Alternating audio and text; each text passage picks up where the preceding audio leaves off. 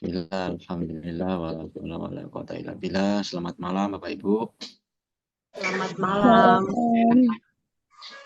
Waalaikumsalam warahmatullahi wabarakatuh. Malam Waalaikumsalam warahmatullahi wabarakatuh. Malam. Malam, Pak. warahmatullahi wabarakatuh. Bapak Ibu, ini Bapak Ibu masih tetap berjuang ya, meskipun malam hari ini. Dan saya yakin Bapak Ibu hadir di sini bukan hanya untuk memenuhi sertifikat buat RHK ya Bapak Ibu ya, tapi benar-benar karena berniat ingin bagaimana supaya anak didik kita ini atau murid-murid kita ini benar-benar bisa merasa nyaman gitu nih, dan belajar dengan cara dan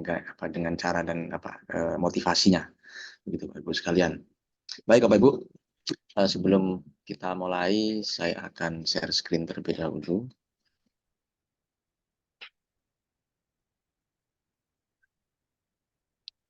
Oke.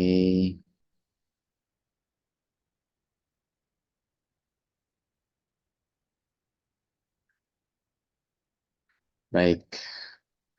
Bapak Ibu sekalian, untuk pembahasan pada malam hari ini kita akan terkait dengan gaya belajar ya Bapak ya. Bagaimana kita nanti mengetahui dan apa pentingnya gaya belajar untuk bisa dijadikan sebagai pintu masuk supaya anak didik kita ini bisa melejitkan potensinya gitu Bapak Ibu sekalian. Nah, saya besar dulu ya. Baik, sebelum mulai, perkenalkan Bapak Ibu, saya Rojabi Asargani. Aktivitas saya saat ini diantaranya, selain sebagai dosen, juga sebagai fasilitator nasional untuk sekolah penggerak di Kemendikbudristek. Selain itu, saya juga memiliki binaan NG Trainer dan termasuk juga di konsultan pendidikan rumah jiwa, Bapak Ibu sekalian. Ini singkat perkenalan saya, Bapak Ibu ya. Baik, di dalam pembahasan kita kali ini, Bapak Ibu, ada 4 hal. Yang pertama adalah terkait dengan bagaimana signifikansi ya kita membahas terkait gaya belajar ini, Bapak Ibu. Dan kemudian juga apa varian atau variasi di dalam gaya belajar itu, dan bagaimana nanti asesmennya, sekaligus kita akan membahas seperti apa variasi-variasi itu dari gaya belajar. Jadi begitu, Bapak sekalian. Baik, kita masuk di pembahasan yang pertama terkait dengan signifikansi ya untuk gaya belajar ini. Tentu ini saya sajikan dari berbagai macam sumber yang saya sajikan di sini, Bapak Ibu sekalian, bahwa gaya belajar ini ketika kita bisa menganalisis atau mendiagnosis gitu ya, istilahnya sekarang itu, kita bisa mendiagnosis bahwa ketika kita mengetahui gaya belajar, itu akan bisa meningkatkan proses pembelajaran. Ya. Dan sehingga kemudian kinerja atau cara belajar siswa itu bisa menjadi lebih baik untuk mencapai hasil. Gitu. Sekaligus juga Bapak Ibu sekalian bahwa dengan kita mengetahui gaya belajar itu, kita akan dapat melihat bagaimana kecenderungan ya atau preferensi individu itu, bagaimana mereka bisa menyerap informasi baru. Ya. Meskipun di dalam pendidikan sebenarnya kita tidak sekedar hanya menyajikan informasi ya, kepada anak didik, tapi juga yang paling penting adalah menanamkan karakter ya, yang tertuang di dalam profil pelajar Pancasila itu, Ibu sekalian ya. Jadi seperti itu.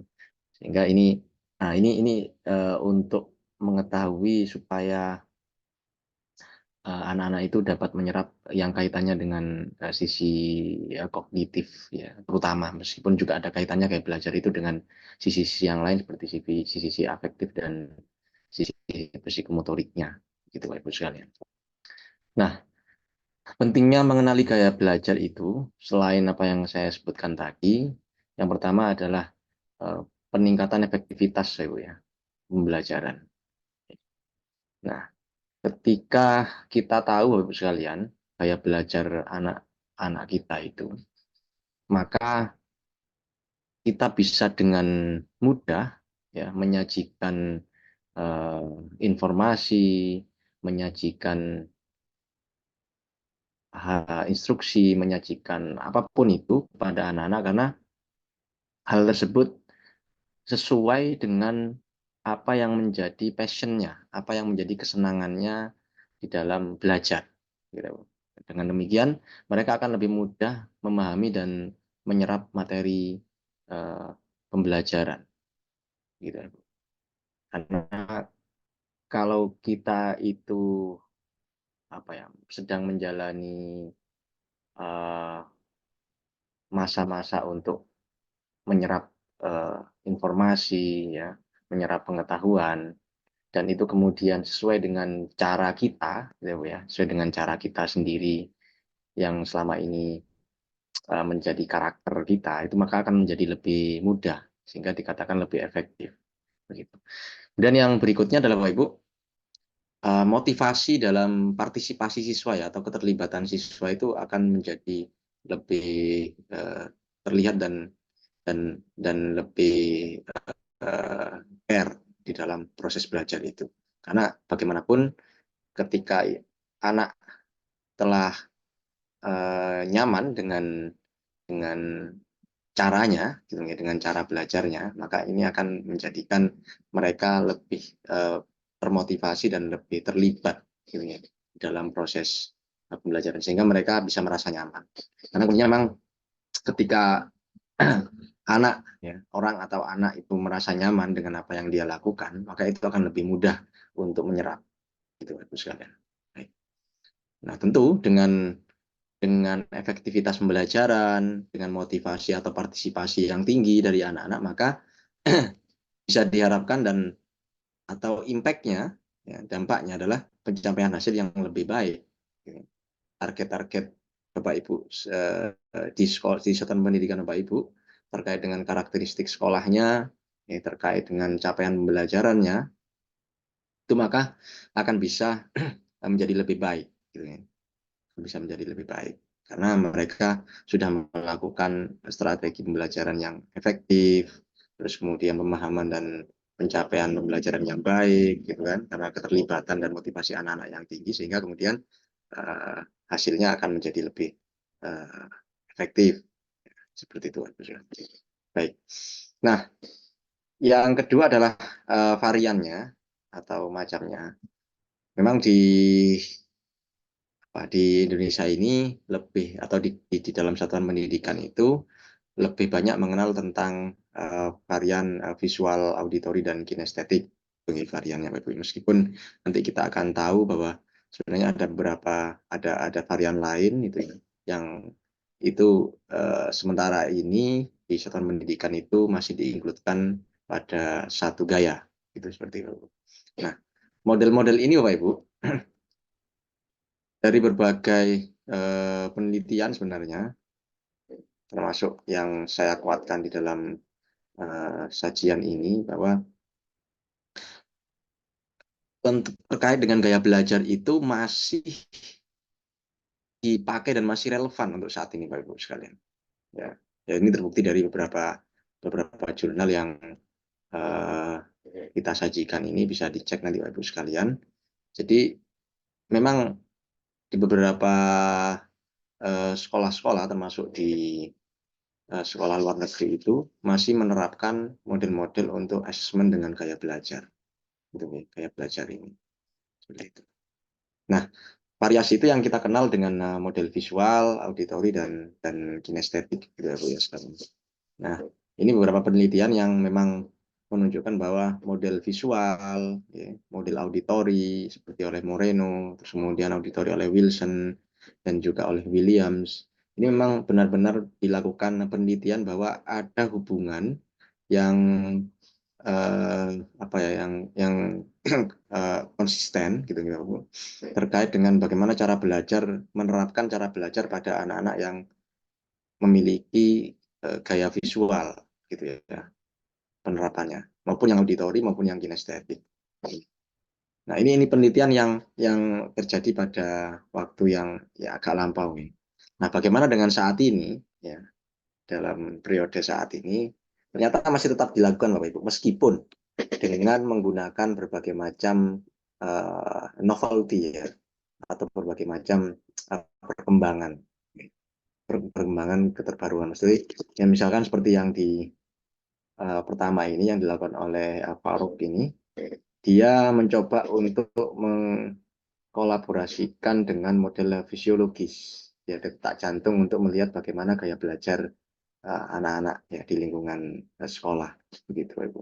Ada juga yang dengan menggunakan model-model teknologi komputer ya, teknologi digital seperti itu, seperti yang dilakukan penelitian yang kedua ini ya, dan juga yang ketiga gitu Ibu, untuk melihat perkembangan anak-anak dalam FAQ ini ada tambahan yang R ini reading ya, R ini reading. Nah, kalau kita kan yang reading ini tetap dimasukkan di visual gitu. Meskipun ini ada beberapa detail yang berbeda sebenarnya antara visual dengan reading, tapi kita lebih umum dengan menggunakan model tiga model saja seperti itu. Oke. Nah, yang ketiga ini Bapak Ibu terkait dengan asesmennya. Nah, model-model asesmen ini memang banyak sekali Bapak Ibu, ya, banyak sekali. Ada yang dengan cara manual, ya, dengan memberikan angket kepada siswa untuk menyampaikan pertanyaan-pertanyaan yang nanti akan mengarah kepada gaya belajar, gitu ya, Bu. Ini sih. Namun juga ada yang menggunakan tools seperti menggunakan dengan web, ya, atau dengan menggunakan tools-tools yang lain, seperti yang saya paparkan di sini, di sumber-sumber yang di samping kanan lihat sendiri terkait dengan model itu. Dan khusus untuk cara asesmennya ini, Bapak Ibu nanti akan secara khusus ya disampaikan oleh Pak Ali ya terkait dengan sehingga lebih mudah kerjanya. Tapi yang perlu saya ingatkan adalah Bapak Ibu bahwa semua tools-tools untuk melakukan tracking itu terhadap gaya belajar anak-anak itu Bapak Ibu ini tidak akan bermanfaat untuk apa-apa ketika tidak ditindaklanjuti dalam proses pembelajaran. Ya, yang saat ini mungkin salah satunya dengan model pembelajaran diferensiasi. Dengan model pembelajaran diferensiasi itu yang menggunakan proses ya, menggunakan produk ya, atau menggunakan luaran. Jadi begitu ini. Nah, ini kayak belajar ini adalah salah satu bentuk dari model diferensiasi yang menggunakan proses ya. Meskipun bisa menggunakan yang lain sebenarnya diferensiasinya ya. Dengan model-model metode seperti kolaboratif atau kooperatif learning misalkan gitu. Tapi kita bisa menggunakan ini untuk supaya anak-anak itu bisa lebih berpartisipasi ya karena sesuai dengan cara mereka gitu ya Bu. Demikian. Oke. Baik Bapak sekalian, kita masuk di tipe gaya belajar ini. Pembahasan yang keempat ini adalah tentang tipe gaya belajar gitu Ibu. Nah, di dalam gaya belajar ini tadi kita sebutkan, kita akan membahasanya tiga saja ini ya Bu, karena ini yang lebih umum di satuan pendidikan gitu. Terkait dengan gaya belajar ini, bahwa gaya belajar model visual, ya Bu, sekalian. Ini tentu kita bisa melihat dari diksi yang dipilih adalah visual, maka lebih kepada bagaimana anak-anak yang memiliki kecenderungan melihat, ya. Mereka mudah dalam belajar ketika dalam proses melihat, dalam proses yang melihat. Maka oleh karena itu, ketika kita menghadapi anak-anak dengan gaya belajar yang visual ini, maka tentunya Bapak Ibu perlu menyajikan visualisasi, gitu ya, visualisasi dari materi yang diajarkan oleh Bapak Ibu. Gitu. Nah, karakteristiknya Bapak Ibu, bahwa tipe anak dengan gaya belajar visual ini, ya, anaknya cenderung untuk rapi dan teratur, biasanya lebih sistematis gitu ya, dalam menyerap sesuatu itu lebih membutuhkan hal yang sistematis seperti model konsep yang dipetakan gitu ya, ada peta konsep seperti itu. Demikian. Kemudian dia lebih suka membaca ya daripada dibacakan gitu. Dan memang cara bicaranya itu agak lebih lambat karena dia lebih banyak mencerna di dalam pikirannya terkait dengan visualisasi. Jadi begitu. Cara berpikirnya lebih cepat daripada cara berbicaranya. Ini menunjukkan lebih dekat kepada anak-anak dengan gaya belajar visual seperti itu. Nah, kemudian juga hal-hal yang lain, dia itu lebih suka kemudian apa ya, ya membuat semacam peta ya. Ketika menyimpulkan sesuatu itu lebih mudah kalau dengan cara membuat sebuah peta konsep seperti itu. Ini salah satu beberapa hal karakteristiknya belajar anak yang visual. Sehingga kemudian kita perlu memperhatikan ketika kita mengajar anak yang dengan tipe visual, atau ketika Bapak Ibu sekalian memberikan diferensiasi dalam proses belajar, ya, maka penugasan-penugasan itu ya, atau keterlibatan-keterlibatan yang diharapkan pada siswa itu perlu dilakukan diferensiasi dengan masing-masing model gaya belajarnya. Gitu Ibu sekalian. Ini.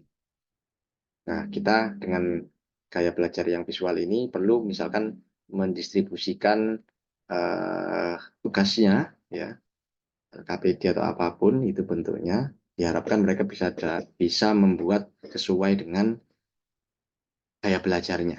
Gitu. Misalkan mereka bisa membuat ilustrasi, mereka bisa membuat apa ya, peta konsep tadi itu, seperti itu. Kemudian juga Bapak Ibu bisa memberikan semacam simbol atau warna ketika melakukan penyajian, entah itu dalam bentuk slide atau dalam bentuk tulisan di papan tulis. Mungkin akan lebih mudah ketika kita memunculkan satu diksi yang perlu ditekankan ketika mengajar itu dengan warna yang lain daripada tulisan-tulisan yang lain gitu. Atau dengan menggunakan grafik ya, dengan menggunakan ya, itu lebih akan menarik bagi anak-anak dengan tipe gaya belajar. Mereka akan lebih fokus dengan itu. Kemudian yang kedua adalah tipe atau model gaya belajar dengan auditori. Dari pilihan katanya, ini jelas ada kaitannya dengan bagaimana mendengar, Ibu sekalian. Anak-anak dengan tipe yang lebih mudah mencerap materi atau pemahaman ketika mereka dengan cara mendengarkan. Dengan cara mendengarkan. Nah, karakteristiknya adalah mereka itu lebih mudah mengingat ketika didengarkan daripada dilihat. Dan biasanya mereka cenderung untuk membaca, kalau ketika membaca itu perlu dengan cara yang keras karena supaya bisa mendengarkan, gitu, bisa mendengarkan sehingga mereka bisa mudah untuk mengingat. Gitu, Ibu. Nah, ini lebih mudah terganggu dengan keramaian, ya, karena memang mereka fokus butuh fokus kalimat yang jernih, butuh fokus penyampaian yang jernih, yang tidak berbagai macam suara gitu, yang ditimbulkan di sekitarnya. Jadi gitu. Berbeda dengan yang tipe visual tadi, memang dia itu apa ya, meskipun ada keramaian itu fokus gitu ya, Bu. Seperti anak yang main game gitu ya. Ketika dipanggil-panggil oleh ibunya tetap tidak mendengar gitu. Jadi demikian. Nah, ini juga punya keahlian dalam menirukan nada dan irama suara karena memang dia punya pendengaran yang apa ya, punya anugerah pendengaran yang lebih baik gitu ya. Sehingga itu menjadi satu kekuatan buat anak dengan tipe gaya belajar auditori gitu ya. Dan juga kita bisa banyak memberikan waktu untuk berdiskusi kepada anak-anak itu karena memang mereka lebih mudah ketika mencerap sesuatu dengan cara berdiskusi. Ini bisa diterapkan dengan model-model seperti cooperative learning yang itu satu sama lain bisa saling mengungkapkan tentang apa isi sebuah cerita, apa pengalaman-pengalaman yang didapatkan dari sebuah mata pelajaran, sehingga itu kemudian didiskusikan dengan satu sama lain, entah itu di dalam kelompok atau di dalam sebangku. Jadi begitu, Ibu sekalian. Oke. Ini kemudian juga mudah mengingat ya, mudah mengingat nama, mudah mengingat suatu kejadian gitu ya, karena dia lebih cepat mencerap. Nah, itu Bapak Ibu sekalian. Oke.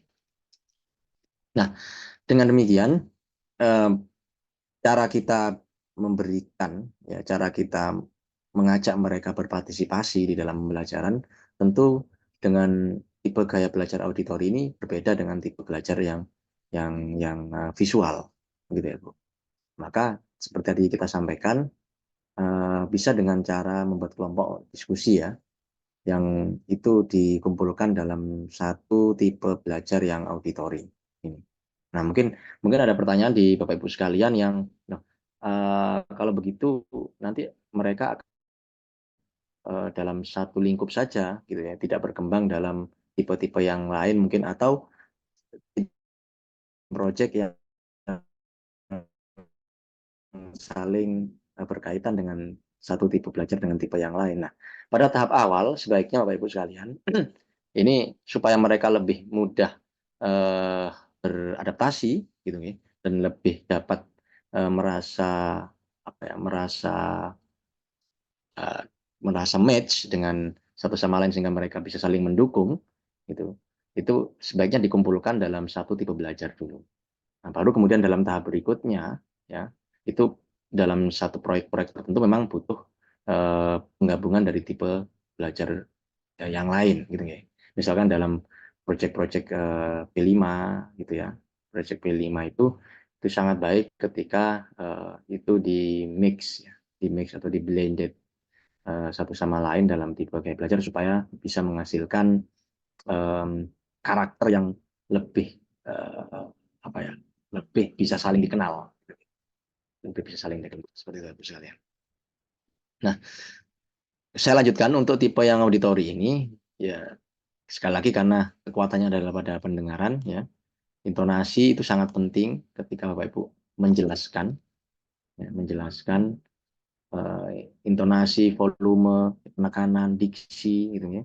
Itu menjadi sangat penting bagi anak-anak dengan tipe yang apa, yang auditori, gitu ya. Termasuk juga repetisi ya, atau pengulangan-pengulangan, ya. Itu dalam menyampaikan, pengulangan dalam menyampaikan maksud saya, ya.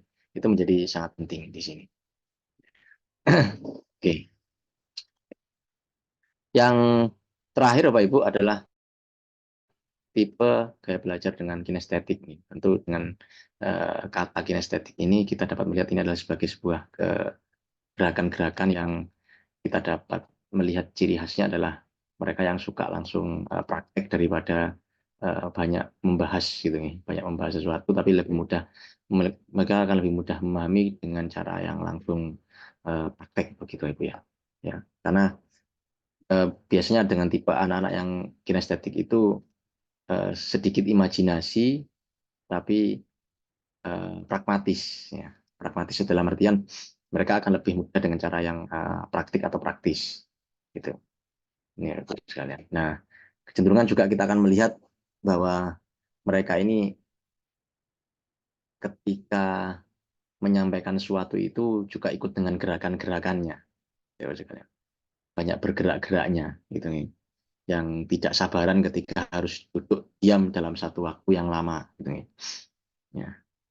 Jadi harus dengan cara yang bergerak-gerak, gitu nih.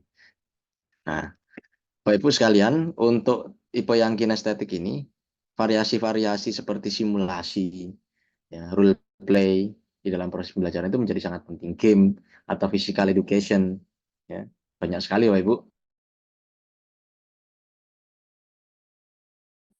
Physical YouTube, seperti YouTube ya, di Instagram itu banyak sekali yang menampilkan bagaimana variasi-variasi dari physical education.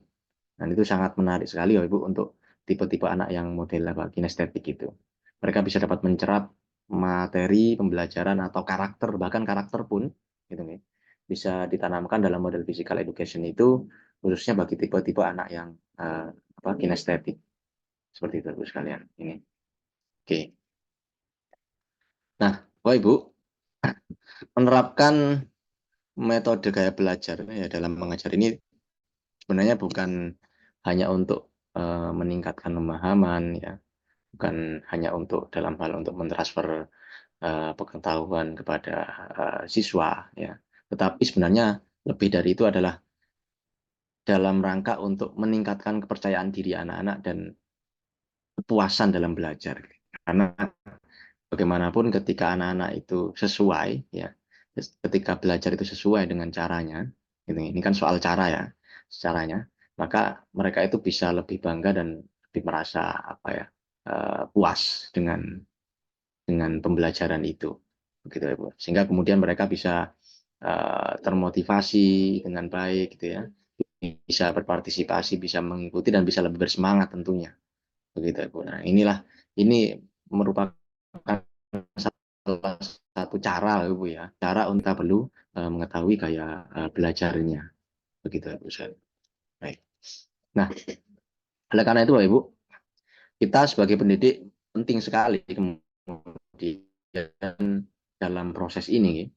Nah, karena tujuan kita itu kan untuk bagaimana supaya anak didik kita ini kan menjadi anak yang sukses gitu kan ya. Maka cara-cara ya, metode-metode itu menjadi penting kemudian untuk diketahui dan di tracking gitu ya Bu ya.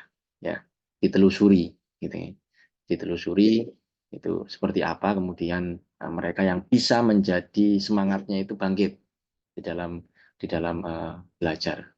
Karena itu ketika kita mengajar ya dengan mempertimbangkan gaya belajar individu itu sama saja dengan kita itu memberikan kesempatan bagi setiap siswa atau murid untuk belajar secara optimal gitu nih. Belajar secara menyenangkan karena memang pembelajaran yang terbaik itu adalah ketika mereka merasa senang gitu nih dengan pembelajaran itu. Nah, segitu ya Bu sekalian. Baik, terima kasih Bapak Ibu untuk materi kali ini. Gitu ya, pada intinya sebenarnya di akhir tadi itu adalah bagaimana kita ingin membuat anak-anak itu menjadi nyaman belajar, menjadi senang. Kalau sudah anak-anak senang, mereka itu akan menjadi rindu, ya. Rindu untuk kembali ke sekolah, merindukan bagaimana suasana di sekolah. Itu yang sebenarnya kita inginkan sebenarnya. Oleh karena itu, mari kita itu mencoba untuk menyesuaikan seperti yang didengung-dengungkan saat ini, gitu ya. Pembelajaran yang berpusat pada murid. Artinya pembelajaran yang bagaimana kita bisa melihat apa kecenderungan murid dan apa yang mereka butuhkan untuk di proses belajarnya itu menjadi nyaman dan menyenangkan seperti itu sekalian. Terima kasih Bapak Ibu sekalian, dari saya Assalamualaikum warahmatullahi wabarakatuh dan selamat malam. Saya kembalikan lagi kepada Pak Ali.